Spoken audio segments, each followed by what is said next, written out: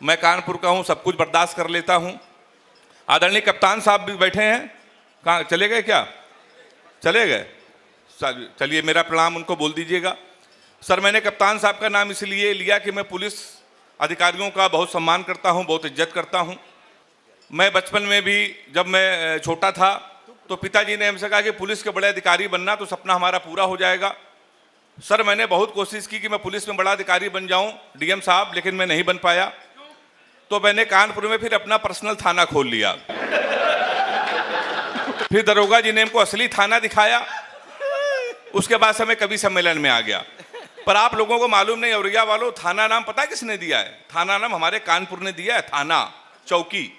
हमारे यहाँ जब किसी से कुछ कबूल करवाना होता है तो दरोगा एक आदमी को पकड़ के लेके आता है, सिपाही उसको खंबा पकड़ाता है, फिर दरोगा लठ चलाता है, पूछता है तू उस घटना में था? कहता ना, था ना, था ना, वहीं से थाना नाम आया है। तो एक बार आप ताली जोरदार बजा सकते हैं।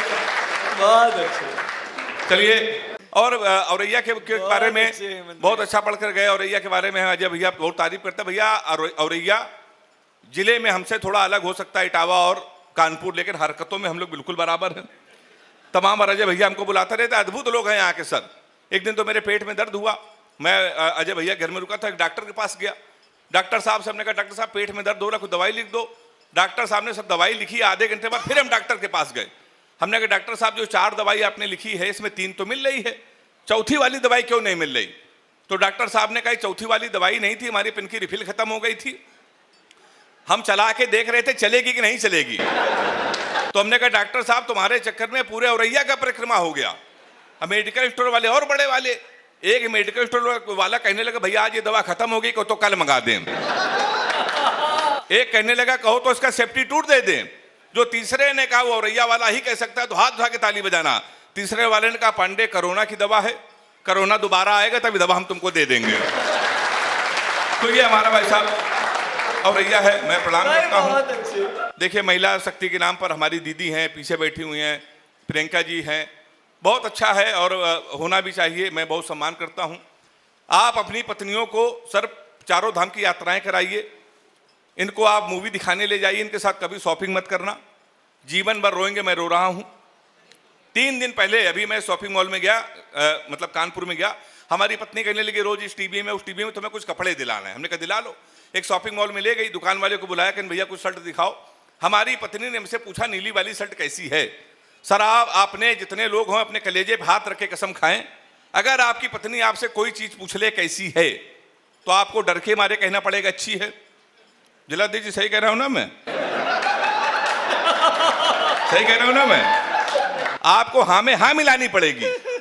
तो हमारी पत्नी ने हमसे पूछा नीली वाली शर्ट कैसी है? हमने कहा नीली वाली अच्छी है। कहने की थोड़ी बड़ी है? हमने कहा थोड़ी बड़ी है। कहने की 2 ले लें? हमने कहा 2 ले लो। कहने की 2 लेंगे तो ज्यादा हो जाएगा? हमने कहा ज्यादा हो जाएगा। कहने लगी लेकिन आगे काम आएगी? तो हमने कहा आगे काम आएगी।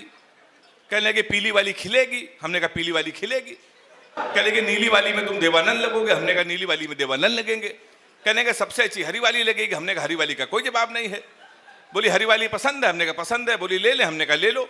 सर, हरी वाली शर्ट पैक करा के आए, पहली धुलाई में हरी वाली ने कलर छोड़ दिया।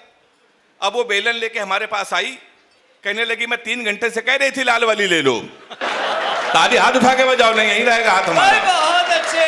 तो सर ये होता रहता है। देखिए सीडीओ सर की भी तालियां आ गई हैं। अब अधिकारी आप सर क्या जितने बड़े हो जाएं, लेकिन दशा तो सबकी एक ही तरह रहती है। हाँ, सही बता रहा हूं मैं आपको। तो सर, अगर आप पत्नियों से अगर झूठ ना बोलो तो घर में खाना नसीब नहीं होता है। केवल हिंदुस्तान में एक महापुरुष ऐसे थे जिन्होंने अपनी पत्नी से कभी झूठ नहीं बोला, राजा हरिश्चंद्र। राजा हरिश्चंद्र ने, सौरभ भैया, आज तक अपनी पत्नी से कभी झूठ नहीं बोला। सर, उसका कारण यह था कि उनकी पत्नी ने 3 बातें कभी नहीं पूछी। मैं कैसी लग रही हूं,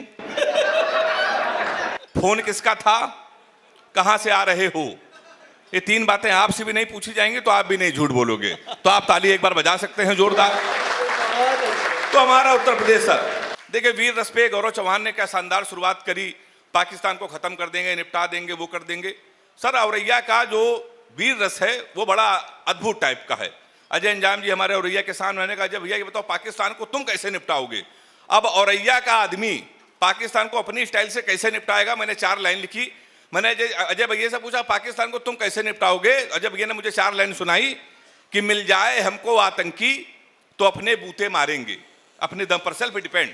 मिल जाए हमको आतंकी तो अपने बूते मारेंगे, भारत माता के पांव हम छूते छूते मारेंगे, गोली बम राफेल से मारेंगे इनको, बाद में हम सबसे पहले दिल खोल के इनको जूते जूते मारेंगे। तो हम लोग सब ऐसे निपटा देते हैं। देखिए अभी नीरज चोपड़ा ने स्वर्ण पदक जीता भाला फेंकने में।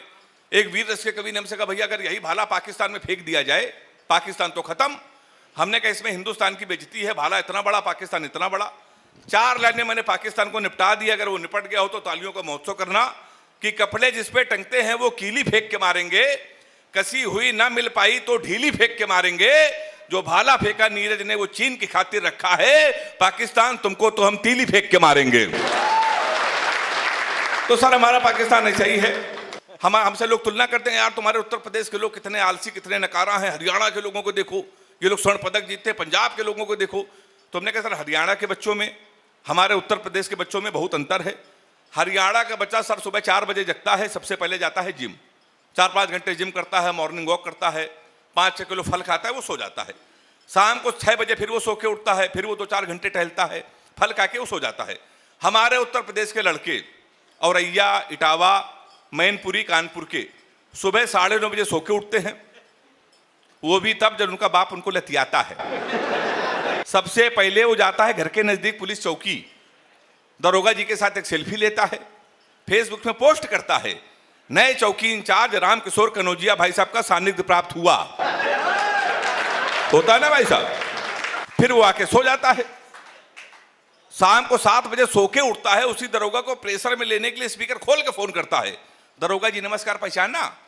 दरोगा जी समझते हैं गुरु समय तो इसके मुंह न लगो, इस समय तो उसकी लगी हुई है। दरोगा उसका फोन काट देता है। फिर वही दरोगा 12 बजे मारते मारते उसको थाने लेके आता है, आपकी सेल्फी डालता है दरोगा, गुड्डू भैया 100 ग्राम चरस साथ धरे गए। फिर गुड्डू भैया की होती रात भर कुटाई। 3 दिन बाद विधायक जो उसकी पैरवी करते हैं, फिर वो छूट के आते हैं, शहर में सबसे बड़ा भंडारा करवाते हैं, उसके बाद जिला अध्यक्ष बनते हैं। हम कवियों को बैठकर सुनते हैं, ताली बजा सकते हैं।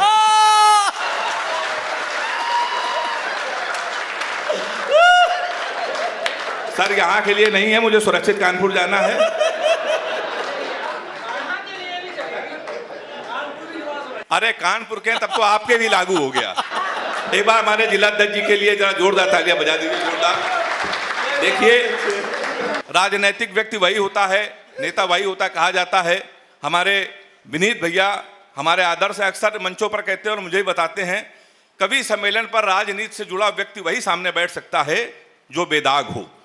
जिसके अंदर कोई दाग हो वो कवियों को बैठकर नहीं सुन सकता है। जितने लोग बैठे हुए हैं कोई राजनेता नहीं है, ये हमारे घर के लोग हैं। एक बार आप जरा जोरदार तालियां इनके सम्मान में बजा दीजिए।